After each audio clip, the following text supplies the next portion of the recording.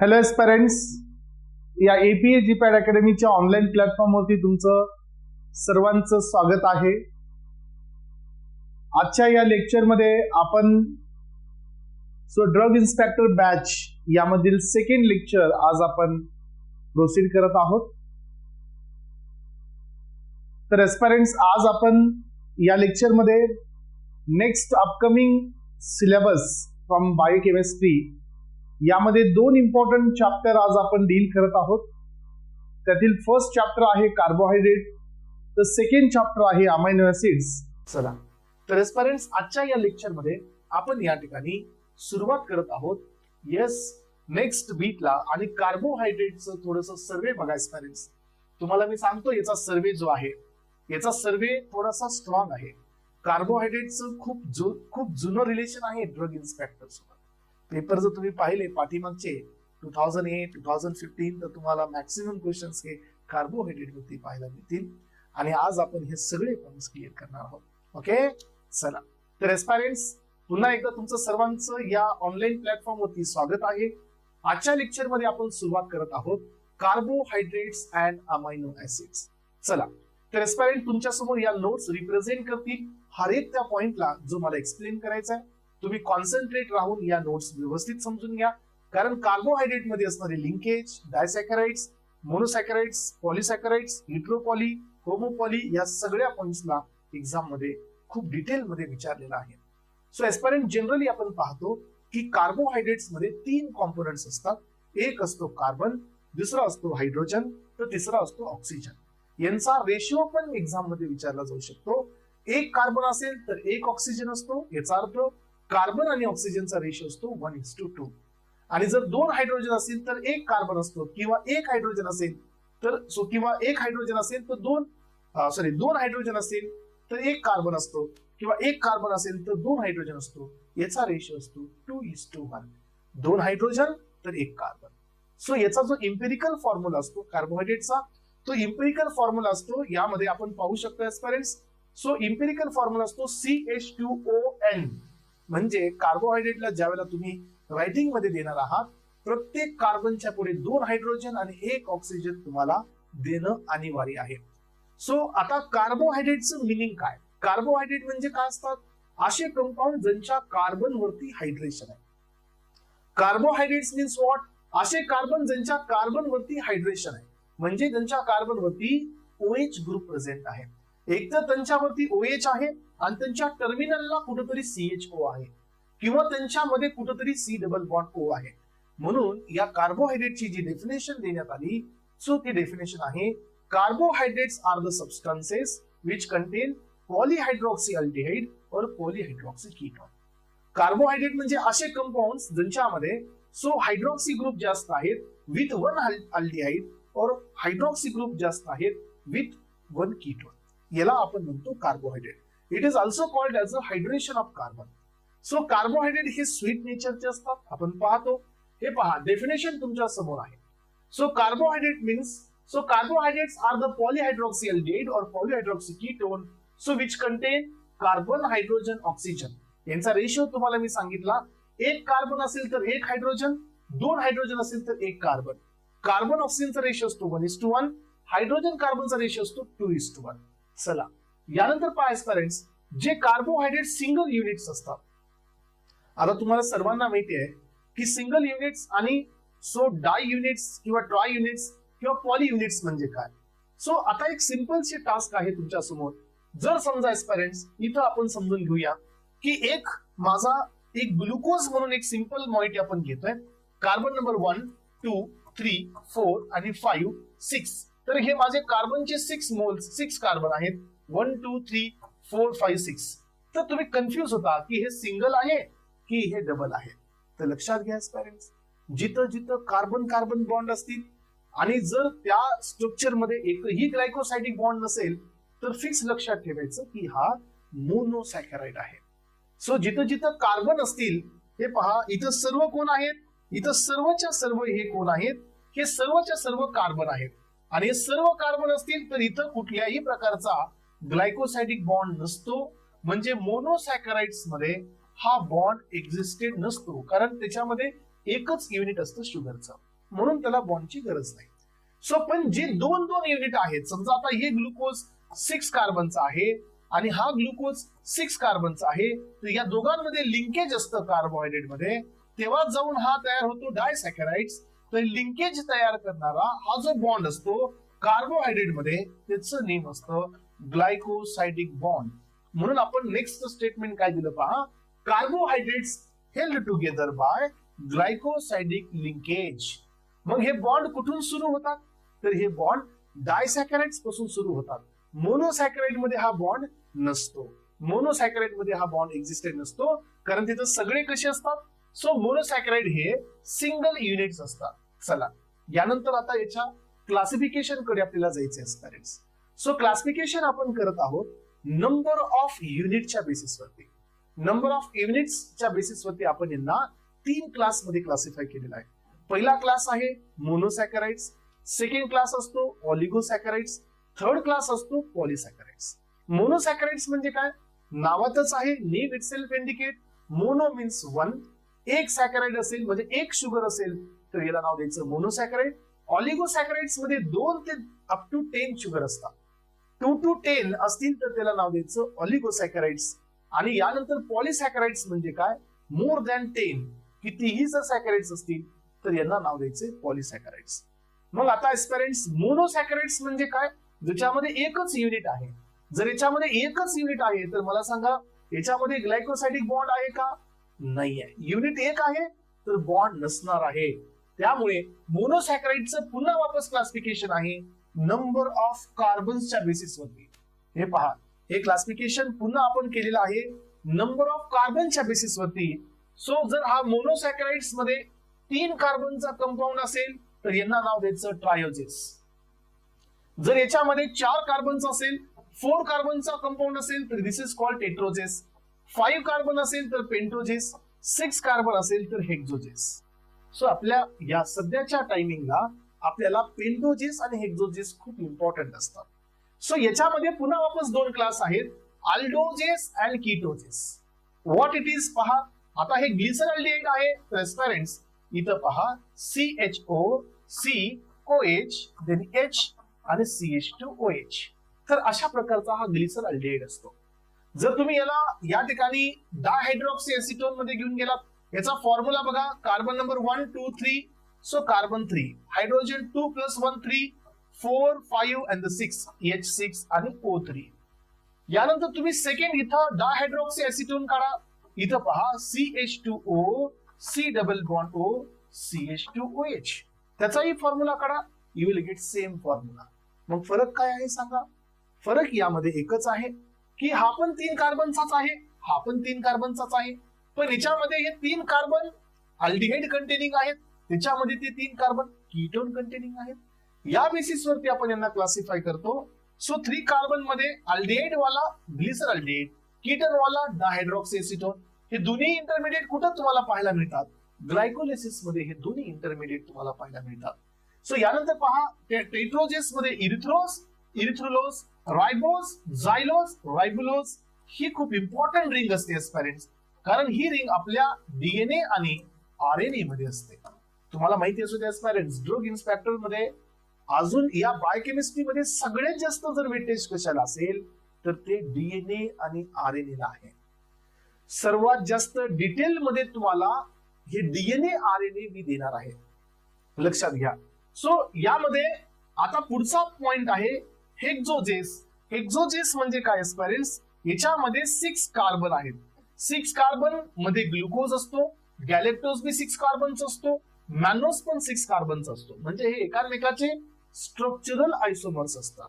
सगळ्यांकडे same molecular formula, पण सगळ्यांची अरेंजमेंट ही वेगवेगळी आहे. फ्रुक्टोज हा पण 6 कार्बनचा आहे, पण फ्रुक्टोज मध्ये कीटोनचा फंक्शनल ग्रुप असतो. हे झालं तुमचं मोनोसॅकराइडचं classification on the basis of number of carbons. चला यानंतर पहा, पुढे येतोय मी नेक्स्ट बीट मध्ये. सो तो आहे ऑलिगोसॅकराइड्स. ऑलिगोसॅकराइड्सचं मिनिंग काय होतं सांगा, ज्यांच्यामध्ये किती युनिट्स असतात.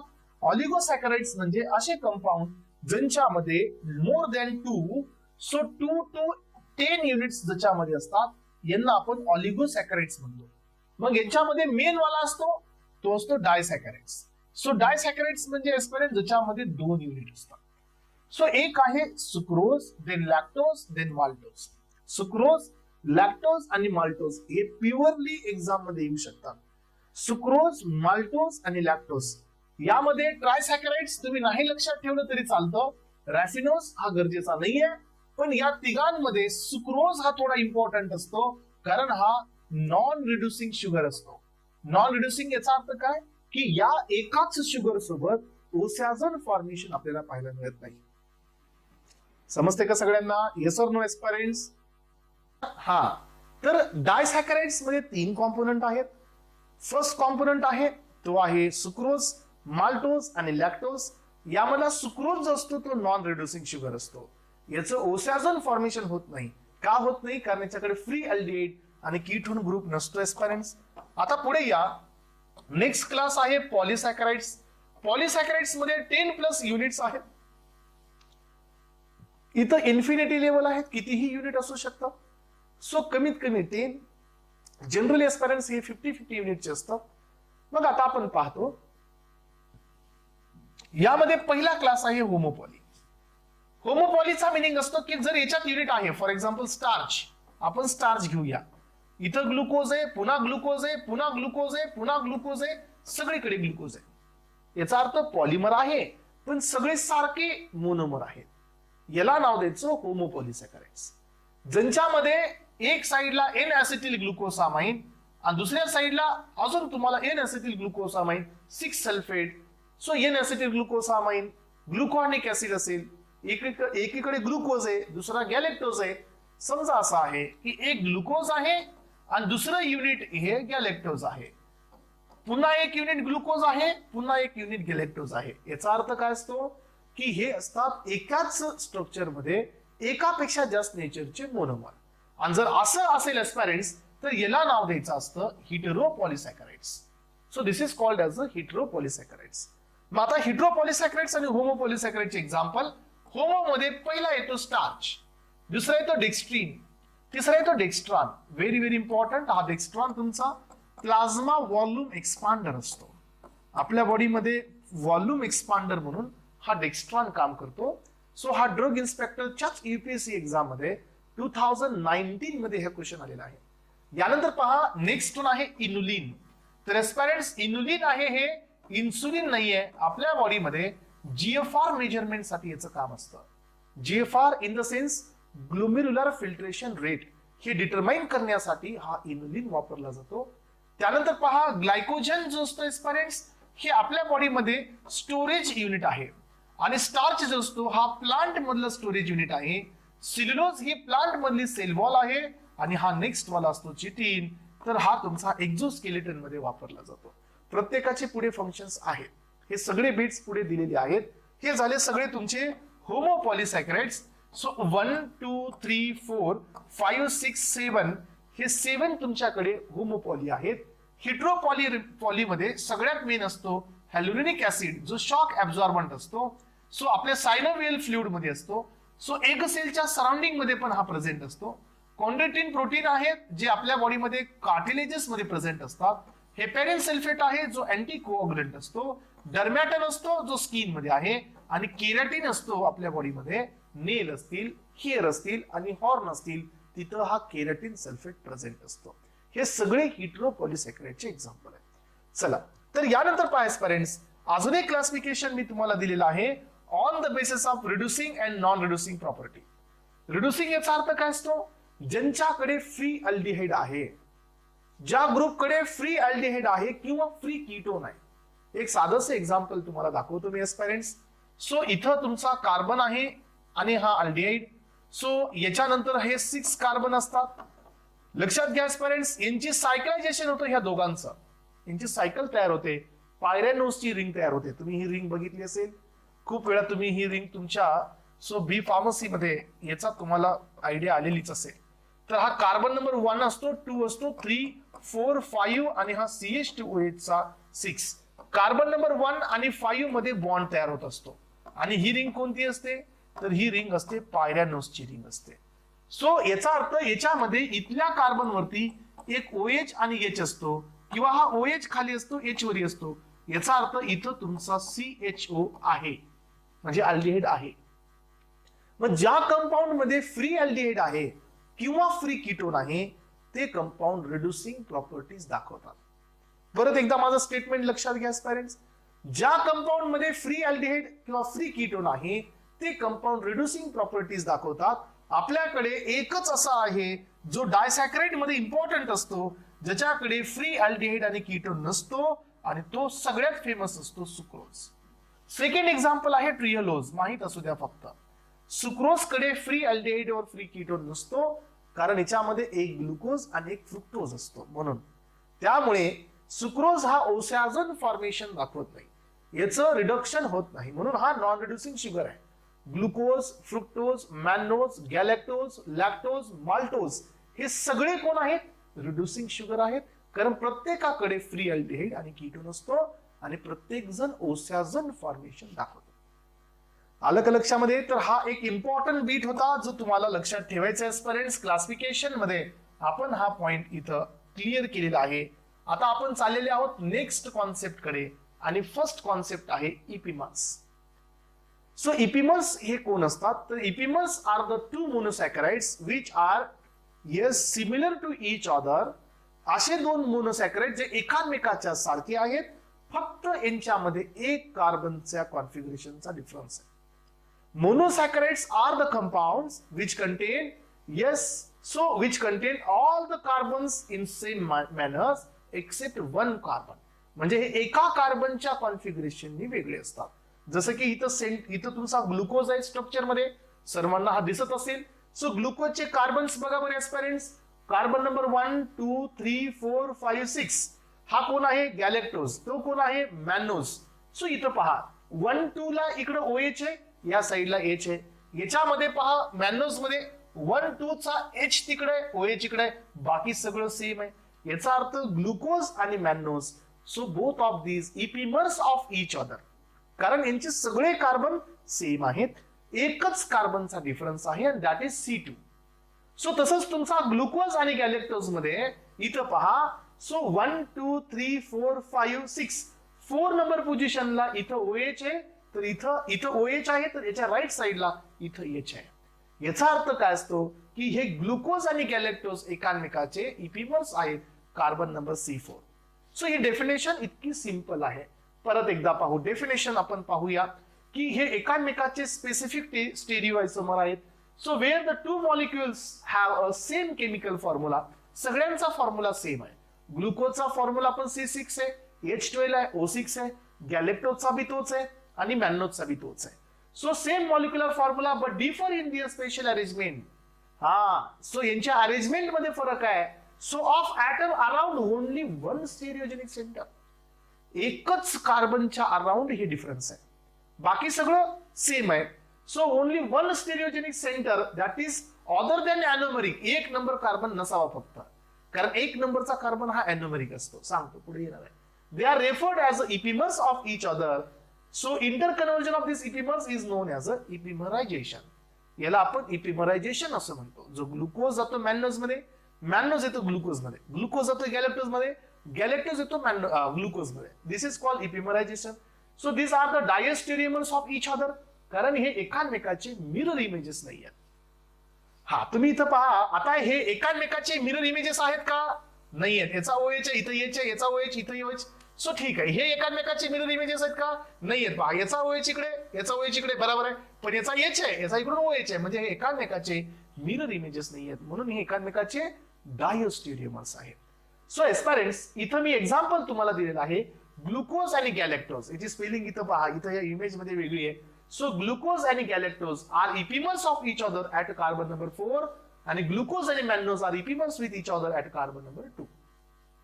तुम्ही नुसतं एक्झाम्पल नाही तर तुम्हाला कार्बन नंबर ही माहित असायला पाहिजे. ओके, चला तर एस्पायरंट्स, याच्यानंतर आता नेक्स्ट कॉन्सेप्ट आहे अॅनोमर्स. सो अॅनोमर्स वरती क्वेश्चन्स आलेत. मी सगळे क्वेश्चन्स काढले त्याच्याबद्दल एस्पायरंट्स. सो जसं हे टॉपिक आपण एंड करू तसं तिन्ही टॉपिक वरतीचे क्वेश्चन्स तुम्हाला मी एक्सप्लेन करेल. आपण त्याच्यावरती डिस्कशन करू. ओके, सगळ्याचे आन्सर्स तुम्हाला येतील, नक्की येतील. इथं पहा, पुढे येतोय मी आता. अॅनोमर्स म्हणजे काय असतात एस्पायरंट्स? सो ज्या वेळेला एक कंपाऊंड, आता हे जे प्रोजेक्शन आहे हे कोणतं प्रोजेक्शन आहे सांगा बरे? हे जे रिप्रेझेंटेशन आहे हे कोणतं रिप्रेझेंटेशन आहे? So this is the Fisher Fisher projection. हे फिशर प्रोजेक्शन आहे ज्याला आपण स्केलेटन म्हणतो. सिंपल स्केलेटन असतं, याला म्हणायचं फिशर प्रोजेक्शन. याला ज्यावेळेला आपण सायक्लिक मध्ये कन्वर्ट करतो that is called Haworth projection. Haworth projection तुम्ही ऐकलं असेल, सायक्लिक मध्ये कन्वर्जन करणे. मग आता सायक्लिक मध्ये तुम्ही कसं कन्वर्जन करता मी तुम्हाला एकच सायकल इथं काढून दाखवतो पहा. सो यामध्ये कार्बन नंबर 1 मी इथं काढतो पहिल्यांदा.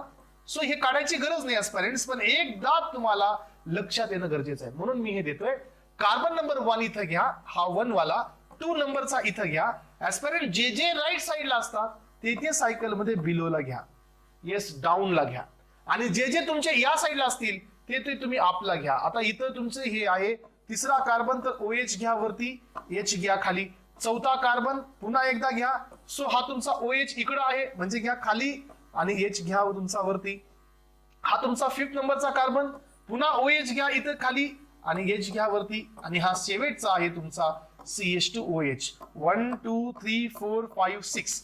सो आता काय होतं सांगा ऍस्पायरंट्स, यांच्यामध्ये अटॅक कसा होतो पहा. इथं जो तुमचा OH आहे यातला H+ निघून जातो आणि इथं होतो O- इथला. आणि हा O- चा अटॅक ह्या कार्बोनिल कार्बन वरती होतो आणि हा बॉन्ड ब्रेक होऊन इथं OH होतो. येस, चला तर एस्पेरेंट्स हे पहा. So carbon number 1, carbon number 2, carbon number 3, 4, 5 आणि 6 इथील OH चा इथे अटॅक झाल्यानंतर हा OH च्या 2 पोझिशन येऊ शकतात. एकतर OH वरती जाईल जर अटॅक बिलोनी झाला, जर अटॅक टॉपनी झाला तर हा OH खालती येईल. आणि ह्या OH च्या पोझिशन वरतीच डिपेंड असतं अल्फा अँड बीटा ग्लुकोज. आणि हे अल्फा बीटा ग्लुकोज जे असतात यांनाच आपण नाव देत असतो ॲनोमर्स. येस, चला राईट. तर एस्पेरेंट्स आपण हे पाहिलं की हा कार्बन ज्याला आपण सायक्लिक फॉर्म मध्ये कन्वर्ट करूया. This is carbon number 1 2 3 4. So 1 2 3 4 5 and 6. So 5 position मध्ये जो OH असतो हा डिप्रोटोनेट होतो, हा O- याच्यावर अटॅक करतो.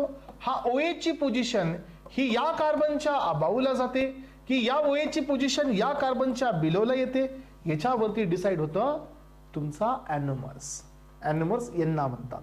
पहा आता या ठिकाणी आपण ॲनोमरची डेफिनेशन पण पाहूया आणि याचे काही एक्झाम्पल्स पण आपण क्लिअर करूया.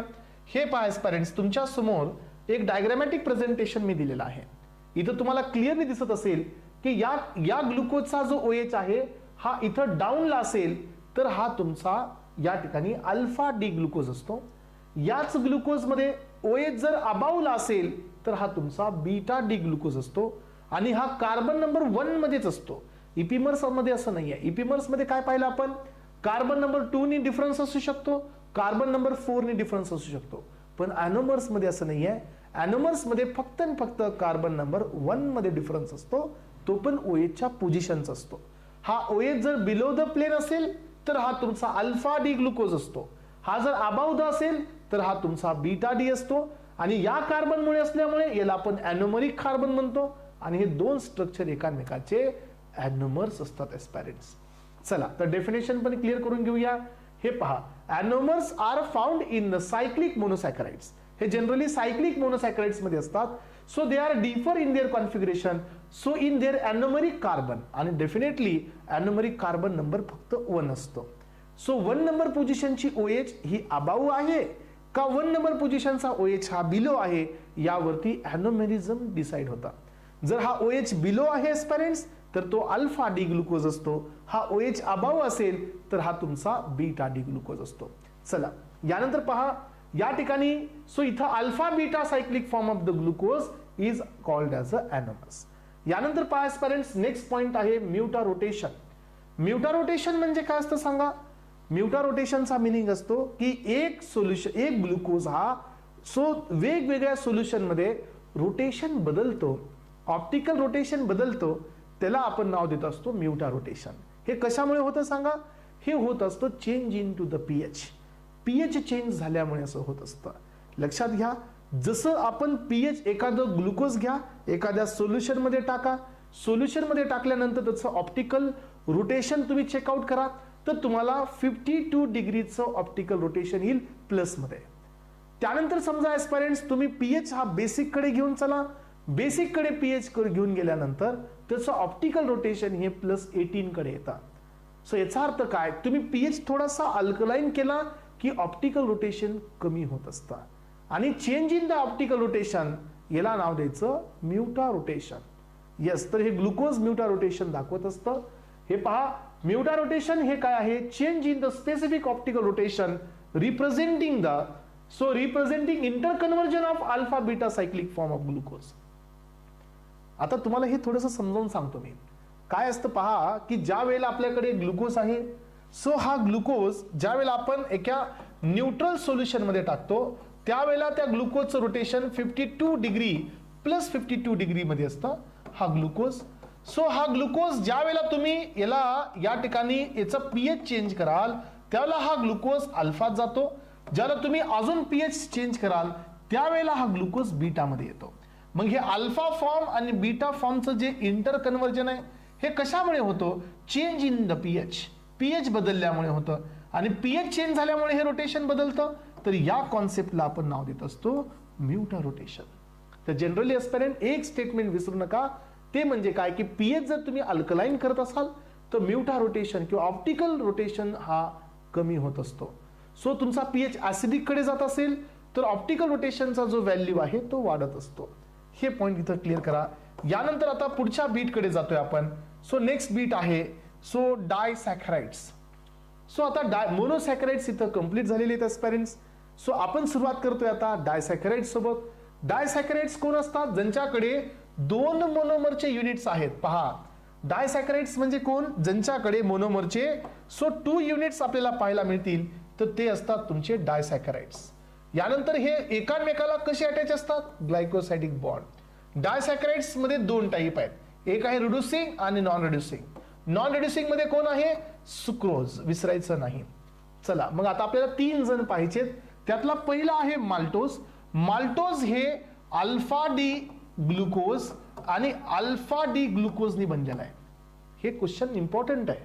Maltose is composed of alpha D आणि लिंकेज असतं अल्फा 1,4. अल्फा 1,4 काय असतं सांगा ऍस्पिरंट्स, तुम्हाला इथं पण मी दाखवतो. या ठिकाणी समजा हा तुमचा OH इथं खाली आहे म्हणजे अल्फा, इथं बी OH खाली आहे म्हणजे अल्फा. सो याचा 1, 2, 3 आणि 4 आणि याचा 1, याचा 4 आणि अल्फा, त्यामुळे हे लिंकेज असतं अल्फा 1,4. सो माल्टोज मध्ये ग्लुकोजचे 2 युनिट आहेत आणि दोन्हीही कसे आहेत, अल्फा आहेत. यानंतर पहा ऍस्पिरंट्स, नेक्स्ट वन आहे सुक्रोज. सुक्रोजला सेकंड नेम आहे केन शुगर. यामध्ये एक असतो अल्फा डी ग्लुकोज आणि दुसरा असतो बीटा डी फ्रुक्टोज. यामध्ये बीटा डी फ्रुक्टोज असतो आणि लिंकेज पहा, held together by glycosidic bond, alpha 1,2 linkage. So 1,2 लिंकेजनी हे एकमेकाला अटॅच आहेत. So sucrose is non reducing sugar, हे कुठल्याही प्रकारचं ओसेझन फॉर्मेशन देत नाही. यानंतर पहा लॅक्टोज हा कसा आहे, मिल्क शुगर. याच्यामध्ये 2 कॉम्पोनंट आहेत, एक आहे बीटा डी गॅलॅक्टोज आणि दुसरा आहे बीटा डी ग्लुकोज. ह्या दोघांचं कॉम्बिनेशन होऊन हा तुमचा लॅक्टोज बनलेला असतो. लिंकेज असतो बीटा 1,4 लिंकेज. तुम्हाला या डायसॅकराइड मध्ये 2 पॉइंटला विसरायचं नाही आहे, एक म्हणजे याचे कॉम्पोजिशन आणि दुसरा म्हणजे याचे लिंकेज. हे 2 पॉइंट तुम्ही विसरला नाहीत तर याच्यातील येणारा क्वेश्चन तुमचा कव्हर होऊन जाईल ऍस्पिरंट्स. यानंतर आहे पॉलिसॅकराइड्स. पॉलिसॅकराइड्स म्हणजे काय, ज्याच्यामध्ये युनिट्स हे 10+ आहेत. याच्यामध्ये पहिला क्लास असतो होमोपॉलिसॅकराइड्स. होमोपॉलिसॅकराइड्स म्हणजे काय, ज्याच्यामध्ये सारखे युनिट्स असतात. यामध्ये पहिला पॉइंट आहे स्टार्च. स्टार्च हा प्लांट मध्ये रिझर्व्ह फूडचा काम करतो. स्टार्च मध्ये 2 कॉम्पोनंट असतात, एक असतो अमायलोज आणि सेकंड वन असतो अमायलोपेक्टिन. जे सिंपल युनिट्स असतात एकदम स्ट्रेट तर ते असतात अमायलोज आणि ब्रांच वाले जे असतात ते असतात अमायलोपेक्टिन. मग आता अमायलोज कोण असतात पहा, 15 to 20% आहेत. हे सरळ ग्लुकोजचे युनिट असल्यामुळे हे वॉटर सोल्युबल असतात, हे अनब्रांचड असतात लक्षात ठेवा. आणि याच्यामध्ये 1,4चं लिंक असतो, अल्फा 1,4. सो अमायलोपेक्टिन हे 80 to 85% असतं. हे ब्रांचड असल्यामुळे ऍस्पिरंट्स हे वॉटरला इन्सोल्युबल असतं आणि हे ब्रांचड आहे तर याच्यामध्ये अल्फा 1,6 लिंकेज असतात. स्टार्च मध्ये 2 लिंकेज आले, अमायलोज आणि अमायलोपेक्टिन. स्टारची एक टेस्ट असते आयोडीन सोबत, you'll get a blue colour. पुढे आहे हे. यानंतर पहा नेक्स्ट वन आहे इनोलिन. इनोलिन मध्ये फ्रुक्टोज असतो, लक्षात ठेवा. फ्रुक्टोजचे युनिट्स असतात सगळे सारखे. पॉलिमर ऑफ द फ्रुक्टोज हे पण इम्पॉर्टंट आहे पेरेंट्स. सो याच्यामध्ये लिंकेज असतं बीटा 1-2. बीटा 1-2 लिंकेज असतं किंवा 2-1 म्हणाल तरी चालेल. याचा मेन यूज असतो सो GFR मेजरमेंटसाठी. इनोलिन आला, त्यानंतर क्रिएटिनिन आला, सोडियम मेटाबायसल्फेट आला, सो त्यानंतर तुमच्याकडे मॅन्नोज आला, हे सगळे किंवा मॅनिटॉल आला, नॉट मॅन्नोज, हे सगळे GFR मेजरमेंटचे एजंट असतात. यानंतर पहा पेरेंट्स नेक्स्ट आहे ग्लायकोजन. ग्लायकोजन आपल्या बॉडीमध्ये स्टोरेज फॉर्मचं काम करतो. याच्यामध्ये पण सगळे ग्लुकोज असतात. लिंकेज असतं α1-4 फक्त. येस सॉरी, α1-4 आणि α1-6 दोन्हीही लिंकेज असतात. Exactly similar to the starch, starch सारखेच असतात. यानंतर सेल्युलोज. सेल्युलोज हे आपल्या बॉडीमध्ये डायजेस्ट होत नाही, कारण हे एकदम प्रिडॉमिनंटली असतं प्लांटमध्ये, सेल वॉलमध्ये. बीटा डी ग्लुकोज चे 2 युनिट असतात. Beta D glucose, beta D glucose असे पॉली असतात, पण बीटा डी ग्लुकोज असतात. लिंकेज आहे यामध्ये β1-4 लिंकेज. यानंतर हा तुमचा कायटीन आहे. हा तुमचा कशाने बनलेला असतो पहा. It is a polymer of N acetyl glucosamine. सगळे पॉलिमर एन ऍसिटिल ग्लुकोसामाइनचे असतात.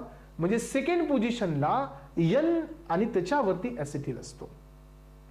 येस, याला नाव द्यायचं एन ऍसिटिल ग्लुकोसामाइन. लिंकेज असतं β1-4. तर एस्पेरेंट्स हे सगळे झाले होमोपॉलीसॅकराइड्स. हे सगळे झाले होमोपॉलीसॅकराइड्स. आता आपल्याकडे आहे हिटेरोपॉलीसॅकराइड्स. हिटेरोपॉलीसॅकराइड्स मध्ये सगळ्यात मेन आहे हॅलोनिक ऍसिड, सेकंड वन आहे कॉन्ड्रोटिन प्रोटीन आणि हेपॅरिन सल्फेट, डर्मॅटन सल्फेट आणि केराटिन सल्फेट. यामध्ये पहिला घेऊया आपण हॅलोनिक ऍसिड. हॅलोनिक ऍसिड कुठे प्रेझेंट असतं सांगा.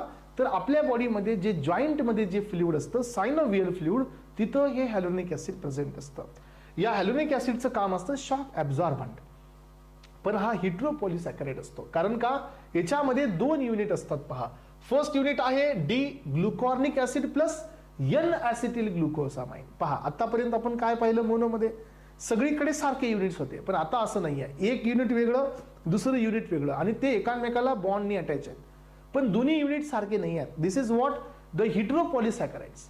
यामध्ये आपण पाहतो की N1 आहे 1D ग्लुकॉर्निक ऍसिड आणि दुसरं आहे एन ऍसिटिल ग्लुकोसामाइन.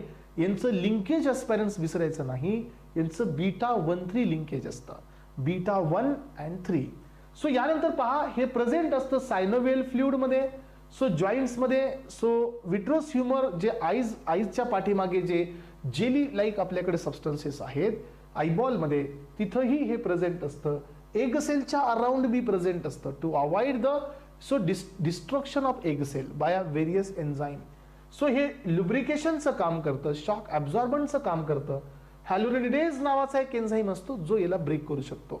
आणि हा हॅलोरिनिडेज नावाचा एन्झाईम कुठे असतो, स्पर्मच्या माउथच्या किंवा स्पर्मच्या हेडला एक ॲक्रोझोमची पाऊच असतं, तुम्हाला माहिती आहे, त्याच्यामध्ये हा हॅलोरिनिडेज नावाचा एन्झाईम प्रेझेंट असतो.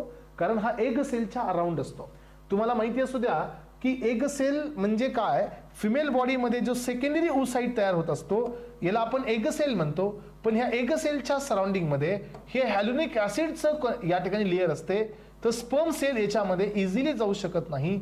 तर स्पर्म सेलला हा एन्झाईम रिलीज करावा लागतो, ज्या एन्झाईमने ही लेअर ब्रेक होते आणि नंतर स्पर्म मध्ये एंटर होतो. म्हणून हे ओहमच्या पण अराउंड असतो. ओहम म्हणजे कोण, एग सेलच्या अराउंड हॅलोनिक ऍसिड प्रेझेंट असतं. जॉइंट मध्ये आहे, विट्रोस ह्युमर मध्ये बी आहे.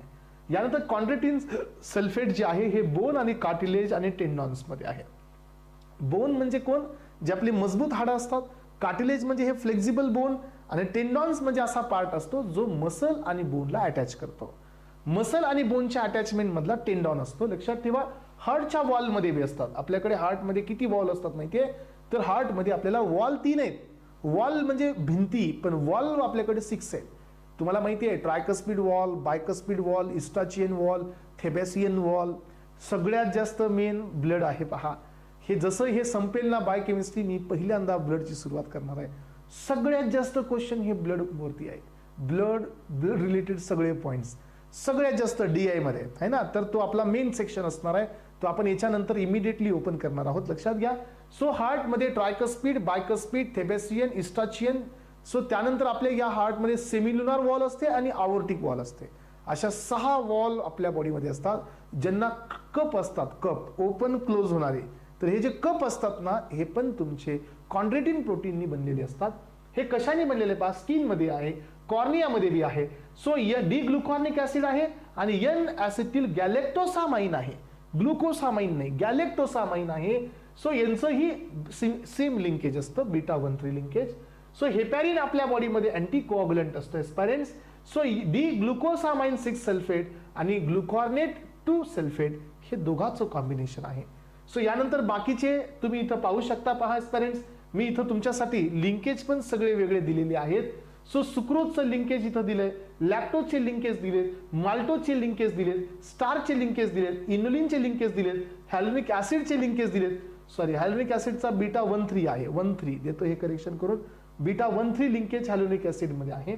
कॉन्ड्रेटिन प्रोटीन सो बीटा 1,3, हेपॅरिनचा आहे बीटा 1,4, सेल्युलोजचा आहे बीटा 1,4, सो कायटिनचा आहे बीटा 1,4. सो ग्लायकोजन मध्ये पहा अल्फा 1,4 आणि अल्फा 1,6. हे चार्ट थोडासा तुम्ही मगअप करून घ्या. हा चार्ट थोडासा इम्पॉर्टंट बी आहे. मोनोसॅकराइडचे इम्पॉर्टंट बायोलॉजिकल फंक्शन्स यामध्ये विसरायचं नाही. रायबोजकडे, रायबोज हा आपल्या बॉडीमध्ये मेन डीऑक्सी शुगर म्हणून काम करतो डीएनए मध्ये. हा रायबो न्यूक्लिक ऍसिड म्हणून काम करतो आरएनए मध्ये. जे बेस पेअर असतात बघा डीएनएचे आरएनएचे, त्याच्यामध्ये हा येतो. एटीपी, जीटीपी, सीटीपी आणि यूटीपी हे बेस पेअर असतात आरएनएचे. डीएनएचे बेस पेअर काय असतात? Deoxy ATP, deoxy CTP, deoxy TTP, deoxy GTP. यामध्ये एकच फरक असतो, आरएनए मध्ये युरॅसिल असतं तर डीएनए मध्ये त्या ठिकाणी सो थायमिन असतं, लक्षात ठेवा. सो आरएनए मध्ये डायरेक्ट लागतात तुमचे बेस पेअर, पण डीएनए मध्ये त्याचं आपल्याला डीऑक्सी करावं लागतं सेकंड पोझिशनला, म्हणून ते डीऑक्सी असतात. तर ही रायबोज शुगर सगळ्यांमध्ये असते. Nucleotide, coenzyme, NAD+, FAD+, NADP, ATP, GTP, CTP सगळ्यात हे रायबोजची रिंग असते. डीऑक्सीरायबोज फक्त डीएनएत असते, लक्षात ठेवायचं. डीऑक्सीरायबोज म्हणजे काय की सेकंड पोझिशनला रायबोजच्या ओएच नसतो. थोडंसं तुम्हाला डायग्राम पण मी दाखवतो. या डायग्रामचा पण तुम्ही थोडंसं बेस घेत चला.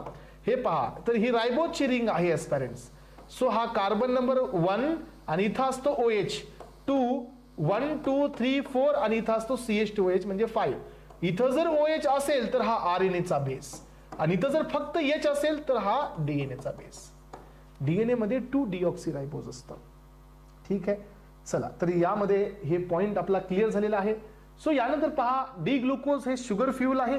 फ्रुक्टोज हे प्रेझेंट असतं फ्रूट मध्ये, हनी मध्ये. आणि हा एक महत्वाचा पॉइंट बी आहे, आपल्या बॉडीमध्ये सगळीकडे एनर्जी सोर्स म्हणून ग्लुकोज आहे, पण फक्त स्पर्म साठी एनर्जी सोर्स हा फ्रुक्टोज असतो, लक्षात ठेवा. सीमन दिसते समोर, सीमन मध्ये जो एनर्जी सोर्स असतो तो कोण असतो? या ठिकाणी फ्रुक्टोज असतो. चला तर एस्परेंट्स, आता काय केले मी तुमच्या समोर काही टेस्ट पण देण्यात आलेल्या आहेत कार्बोहायड्रेटच्या. पहिली टेस्ट आहे Molisch test. So concentrated sulphuric acid plus alpha naphthol, violet colour येतो आणि याच्यामुळे तुम्हाला कळतं परफुरल शुगर म्हणजे हे इन्व्हर्ट शुगरची टेस्ट असते. पेंटोज पासून असेल तर ही परफुरल म्हणजे हे या ठिकाणी एक अशी शुगर असते 5 मेंबर, त्याच्यावरती एक अल्डिहाइड ग्रुप असतो आणि हेक्झोसचं जर असेल तर हायड्रॉक्सी मिथाइल परफुरल तयार होता. सो यानंतर आयोडीनची टेस्ट आहे, ही असते फक्त स्टार्च साठी, ब्ल्यू कलर येऊन जातो. फेलिंग सोल्युशन ए हे कशापासून आहे? Copper sulphate. Fehling solution B potassium sodium tartrate. So and sodium हायड्रॉक्साईडचं असतं. रेडिश ब्राऊन पीपीटी येते एस्परेंट्स, ही असते रिड्युसिंग शुगर साठी. या ठिकाणी कोण या टेस्टला पॉझिटिव्ह येत नाही? सुक्रोज आणि ट्रिहलोज या टेस्टला पॉझिटिव्ह येत नाहीत, बाकी सगळे पॉझिटिव्ह येतात. यानंतर असते बेनेडिक्ट टेस्ट, अल्कलाइन कंडिशन मध्ये होते ही. Sodium carbonate plus sodium citrate plus sodium sulphate pentahydrate हे असतो बेनेडिक्ट रिएजन. तुम्हाला ऑरेंज किंवा रेड कलर मिळतो, तर याची पण टेस्ट असते रिड्युसिंग शुगरची. म्हणजे तुम्हाला पेपरमध्ये असं विचारलं जाईल की which of the following are reducing sugars test, तुम्हाला सांगावं लागेल. यानंतर पहा बारफोर्ड टेस्ट असते स्पेरेंट्स, ही खूप इम्पॉर्टंट टेस्ट असते. ही टेस्ट मोनोसॅकराइड्स आणि डायसॅकराइड मध्ये डिफरन्सिएशन देते. मोनोसॅकराइड्स आणि डायसॅकराइड्स मध्ये हे डिफरन्स करते. Barford reagent copper acetate in dilute solution of acetic acid. So colour आला रेड, रेड कलर आला की समजून घ्यायचं की मोनोसॅकराइड्स आणि डायसॅकराइड्स मध्ये मोनोसॅकराइड्स इज प्रेझेंट. मोनोसॅकराइड हे फास्टली याला ऍक्टिव्हेट होतात. यानंतर पहा सेलिवेनॉफ टेस्ट असते, ही फक्त HCl ची असते. तर याच्यामधून काय कळतं माहितीये का स्टुडंट्स की अल्डोजेस आणि कीटोजेस म्हणजे हे ग्लुकोज आणि फ्रुक्टोजला डिफरन्शिएट करणारी टेस्ट असते. ग्लुकोज आहे की फ्रुक्टोज आहे हे इथं कळतं. कारण का, हे डिफरन्शिएशन करते अल्डोजेस आणि कीटोजेसच्या मध्ये. यानंतर पहा ओसॅझोन टेस्ट. हा, ही सगळ्यात मेन टेस्ट आहे ओसॅझोन टेस्ट. ओसॅझोन ही एक कन्फर्मेटरी टेस्ट असते. सो कार्बोहायड्रेट मध्ये ओसॅझोन ही कन्फर्मेटरी टेस्ट असते. कारण याच्यामध्ये काय काय लागतं बघा, 3 moles of phenylhydrazine, hydrochloride, sodium acetate आणि ग्लायसिल ॲसिटिक ॲसिड, हे 3 जण लागतात. सो बघा, फिनाल्हायड्राझिनचे 3 मोल, सोडियम ॲसिटेट आणि ग्लायसिल ॲसिटिक ॲसिड दिला तर ओसॅझोनचे क्रिस्टल फॉर्म होतात. हे पहा, हे महत्वाचं आहे, खूप IMP आहे. ग्लुकोज मॅन्नोज फ्रुक्टोजनी निडल शेप्ड तयार होतात. यालाच आपण शीफ लाईक म्हणतो. So sheath like. त्यानंतर आहे लॅक्टोज. लॅक्टोजनी मशरूम किंवा कॉटन बॉल शेप्ड, म्हणजे काय, कॉटनचा जो बॉल असतो तसे दिसतात. आणि माल्टोजमुळे सनफ्लावर शेप्ड, हे असतात ओसॅझोन फॉर्मेशनचे रिझल्ट्स. याच्यामध्ये कुणाचं ओसॅझोन फॉर्मेशन होत नाही, याच्यामध्ये सुक्रोज आणि ट्रिहलोजचं ओसॅझोन फॉर्मेशन होत नाही. तर एस्पायरंट्स, तुम्हाला कसं लक्षात ठेवायचं बघा, टेस्ट फॉर रिड्युसिंग शुगर तुम्हाला सांगायच्यात, टेस्ट फॉर मोनोसॅकराइड्स अँड डायसॅकराइड डिफरन्सिएशन तुम्हाला सांगायचंय. या ठिकाणी तुम्हाला मी आत्ताच दिलं होतं की तुमच्याकडे ही बेनिडिक्टची टेस्ट असते जी मोनोसॅकराइड आणि डायसॅकराइडला वेगळं करते. बार्फो टेस्ट असते जी तुम्हाला या ठिकाणी बार्फो टेस्ट ही मोनोसॅकराइड आणि डायसॅकराइडला वेगळं करते. बेनिडिक्ट्स आणि फेलिंग सोल्युशन ही रिड्युसिंग शुगरचे असतात. सेलिव्हेनॉफ टेस्ट असते जी कीटोज आणि हेक्झोजला वेगळं करतात आणि ओसॅझोन फॉर्मेशन प्रत्येकाला वेगळं करते. सो ओसॅझोन फॉर्मेशन मध्ये ग्लुकोज, मॅन्नोज, गॅलेक्टोज आणि फ्रुक्टोज यांचं निडल शेप्ड येतो. सो माल्टोज जे असतात इथं सनफ्लावर शेप्ड असतात आणि लॅक्टोज जे असतात हे तुमचे इथं कॉटन बॉल शेप्ड किंवा याला पफ शेप्ड ही म्हणलं जातं. अशा प्रकारे हे ओसॅझोन फॉर्मेशन क्लिअर झालं एस्पायरंट्स. आणि हे ओसॅझोन फॉर्मेशनच नव्हे तर कार्बोहायड्रेट हा चॅप्टर ही तुमचा इथं फिनिशअप झाला. आता आपण पुढच्या चॅप्टरकडे जात आहोत. नेक्स्ट टॉपिक आहे आपला अमायनो ऍसिड्स. तर एस्पायरंट्स, हा कार्बोहायड्रेट पेक्षा पण इम्पॉर्टंट चॅप्टर आहे. कार्बोहायड्रेट वरती तर कमी क्वेश्चन्स आहेत, पण त्याच्यापेक्षा जास्त क्वेश्चन्स हे अमायनो ऍसिड्स वरती आहेत. सो मला सगळ्यांनी सांगा की अमायनो ऍसिड्स म्हणजे कोण असतं. अमायनो ऍसिड्स असा एक कंपाऊंड असतो ज्याच्या अल्फा पोझिशनला, ज्याच्या अल्फा कार्बन वरती 2 फंक्शनल ग्रुप प्रेझेंट असतात. एक असतो NH2 तर दुसरा फंक्शनल ग्रुप असतो COOH. So amino acids are the compound which contain 2 functional groups on their alpha carbon. First one is NH2 and second one is COOH. यांना आपण नाव देत असतो. अशा सगळ्या कंपाऊंड्सला आपण अमायनो ऍसिड्स म्हणतो. चला तर आपण याच्यामध्ये डिटेलमध्ये जाऊ आता. येस, सो अमायनो ऍसिड हे सिंपल ऑर्गॅनिक कंपाऊंड्स आहेत विच कंटेन कार्बॉक्सिलिक आणि amino group, so linked by peptide bonds. So protein मध्ये असेल तर peptide bond, individual amino acid मध्ये पेप्टाइड बॉन्ड नसतो. हा, प्रोटीन मध्ये म्हणताय तर protein are the polymer of amino acid, तिथं पेप्टाइड बॉन्ड असतात. पण आता आपल्याकडे इथं तुम्हाला लक्षात ठेवायचंय. सो जसं तुमचा हा अमायनो ऍसिड आपण पाहतोय, सो डेफिनेशन वाईज आपण या ठिकाणी याला थोडंसं क्लिअर करूया. हे पहा, असा एक कार्बन ज्या कार्बन वरती NH2 आहे आणि COH आहे, तर हा कार्बन अल्फा असतो. This is R and R. तर अशा सर्व कंपाऊंडला आपण नाव देतो amino acids. Amino acids are the compound which contain NH2 and COH group on their alpha carbon. याला नाव देऊया अमायनो ऍसिड्स.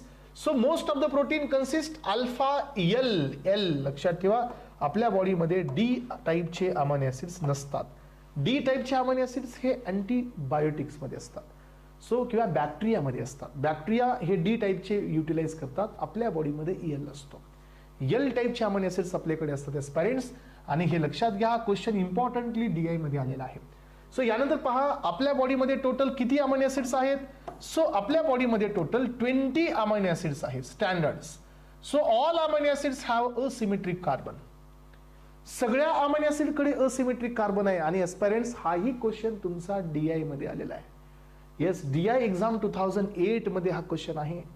सगळ्या अमायनो ऍसिड्स कडे असिमेट्रिक कार्बन आहेत. याचा अर्थ काय, असिमेट्रिक कार्बन म्हणजे कायरल कार्बन, ज्याच्याकडे एका कार्बनला 4 वेगवेगळे फंक्शनल ग्रुप अटॅच असतात. दिस is called chiral carbon.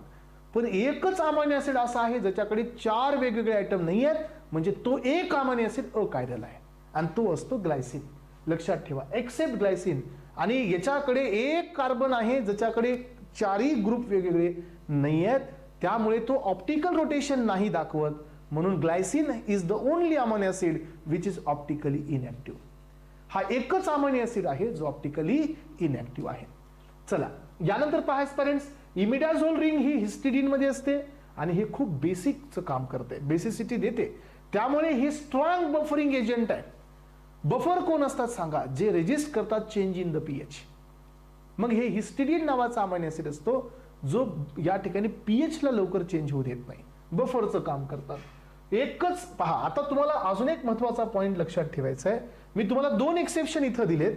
So आपल्याकडे जेवढे अमायनो ऍसिड्स आहेत ह्या सगळ्यांच्या अल्फा कार्बनला वेगवेगळे 4 ऍटम आहेत. सो त्याच्यामुळे हा कार्बन कसा असतो? कायरल.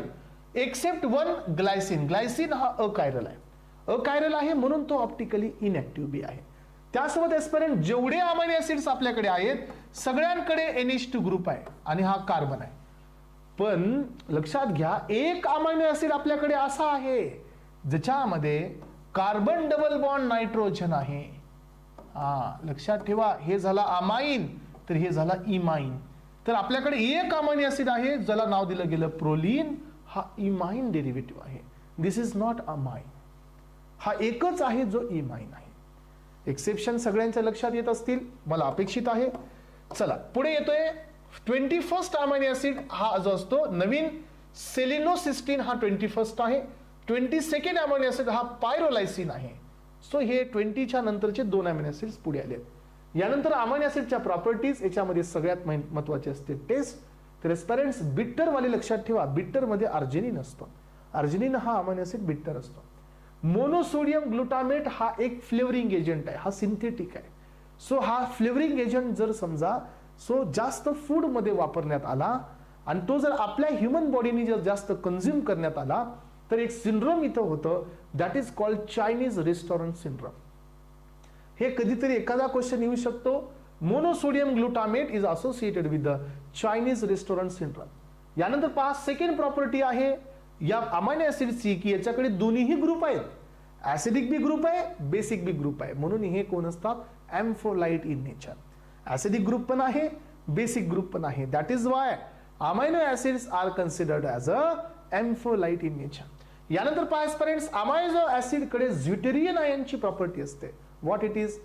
तुम्हाला माहित असू द्या फ्रेंड्स, ज्या वेळेला अमायनो ऍसिड हे ऍसिडिक पीएच मध्ये असतात त्यावेळेला अमायनो ऍसिड वर प्लस चार्ज असतो. कारण का? ऍसिडिक असेल तर H+ असणार, H+ आहे तर NH2 घेणार आणि NH3+ होणार. हे बघा आपल्याकडे NH2 आहे ना इथं. सो NH2 अजून एक H घेतला की NH3+ होतो. त्यामुळे ऍसिडिक पीएच मध्ये अमायनो ऍसिड प्लस चार्ज दाखवतात, बेसिक पीएच मध्ये अमायनो ऍसिड निगेटिव्ह चार्ज दाखवतात. पण अमायनो ऍसिड असा एक पीएच येतो ज्या पीएच ला अमायनो ऍसिड वरती पॉझिटिव्ह बी असतो, निगेटिव्ह बी असतो, किंवा आपण त्याला म्हणू शकतो डायपोल आयन्स. आणि तो पीएच असतो आयसो इलेक्ट्रिक पीएच. तुम्ही ऐकला असाल हा pH. What it is? This is called isoelectric pH. ज्या पीएच ला अमायनो ऍसिड मध्ये दोन्हीही चार्जेस असतात. आणि या प्रॉपर्टीला आपण नाव दिलेलं आहे ज्युटेरियन आयन.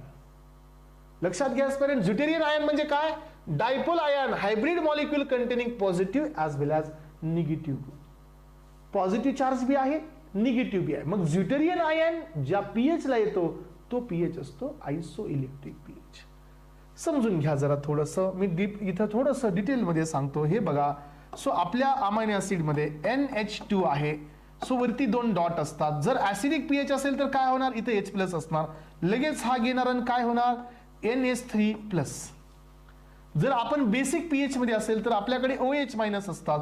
आपल्याकडे हा आहे COOH इथं, तर हा लगेच हा H+ याला देतो आणि काय तयार होतो? वॉटर, आणि हा होतो COO-. सो म्हणजे जर बेसिक पीएच असेल, अल्कलाइन असेल तर निगेटिव्ह चार्ज आणि ऍसिडिक असेल तर पॉझिटिव्ह चार्ज. पण असा एक पीएच येतो ज्या पीएच ला दोन्ही चार्जेस असतात आणि this is called as a zwitterion property. आणि ज्या पीएच ला हे दाखवलं जातं that is isoelectric pH. कळालं सगळ्यांना? येस, समजलं? हा, तर लक्षात घ्या पॅरेंट्स, पुढे येतोय आपण नेक्स्ट पॉइंटकडे, ऑप्टिकल रोटेशन. सगळे अमायनो ऍसिड ऑप्टिकली ऍक्टिव्ह आहेत, सगळे लिव्हर रोटेटरी आहेत, फक्त एक अमायनो ऍसिड सोडतात, that is Glycine. ग्लायसिनकडे optical rotation नाही आहे.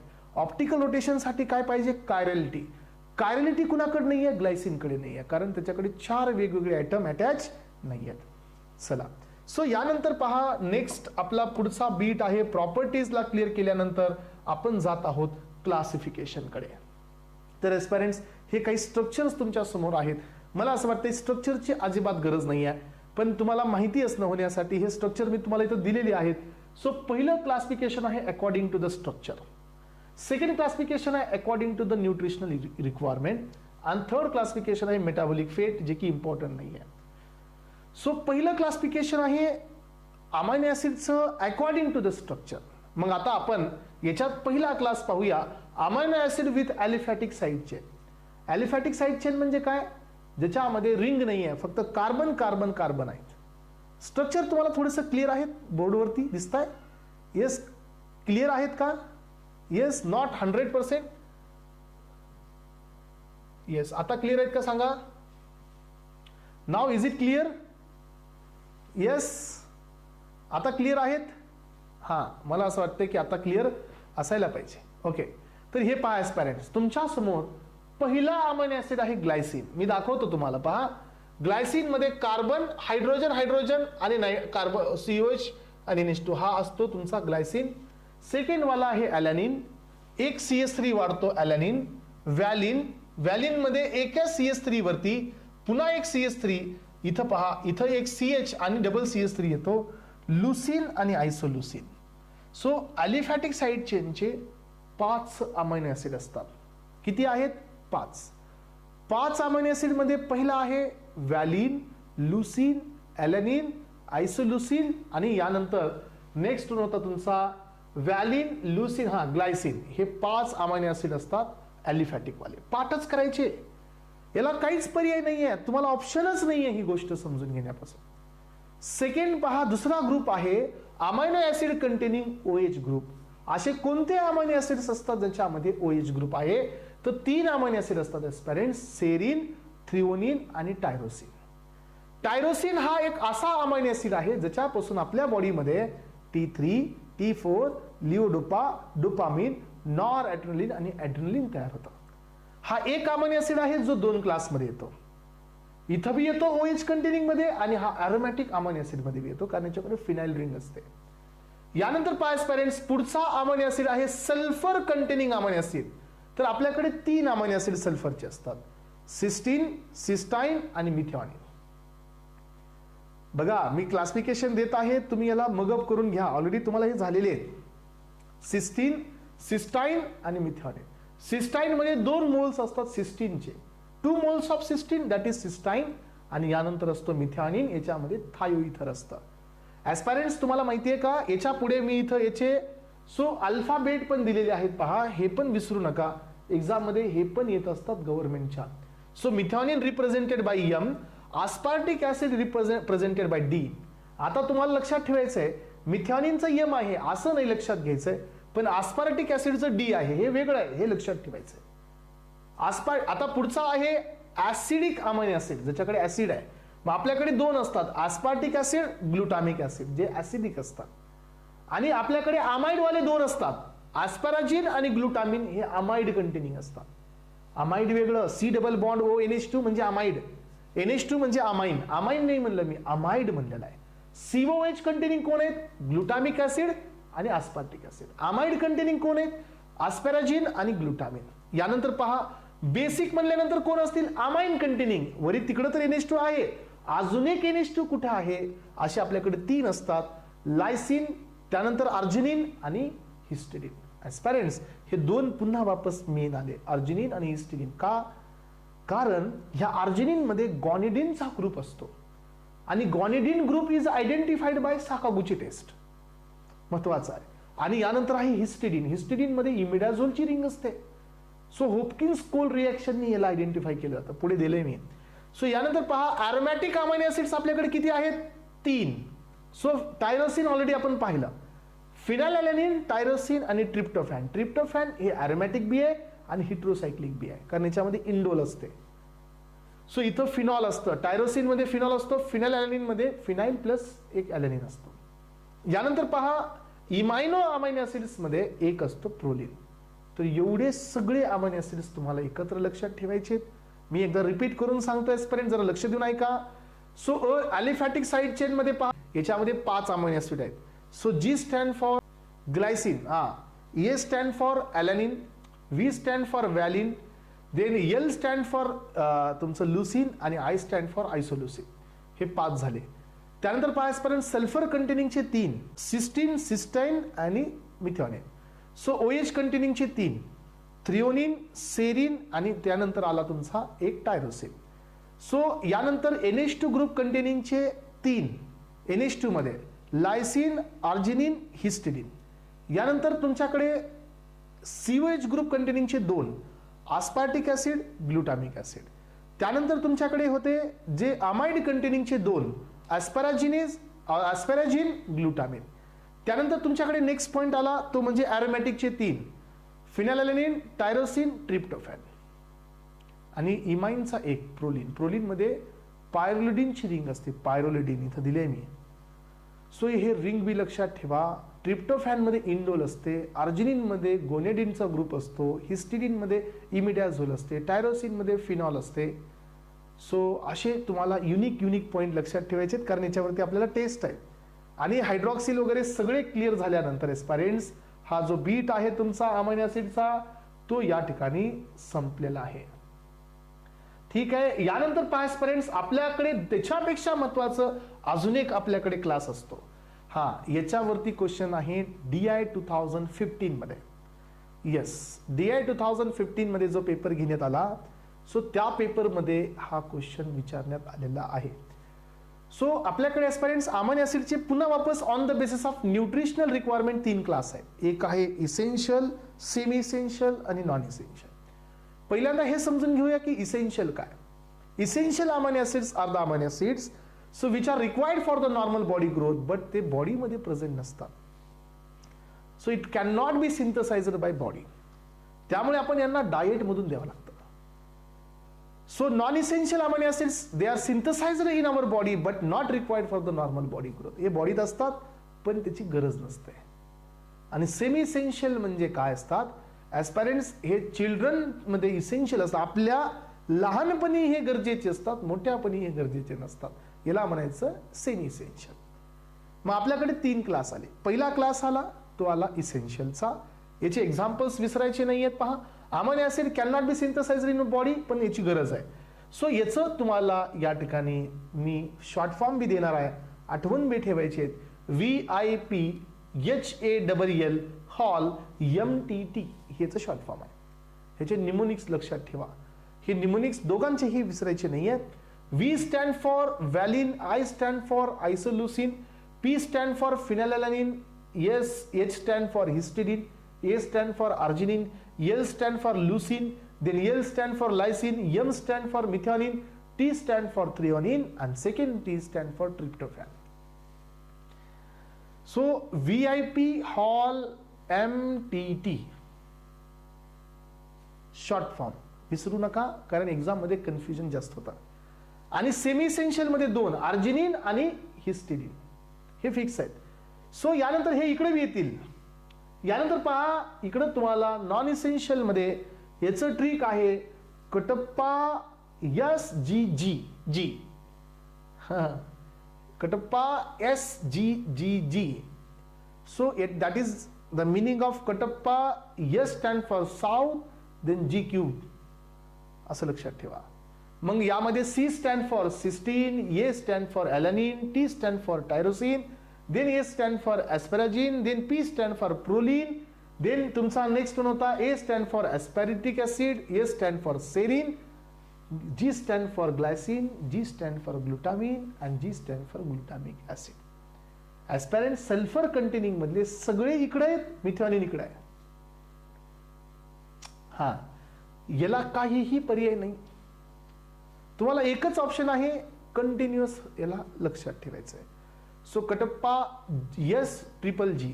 इकडे काय आला VIP हॉल MTT. Yes.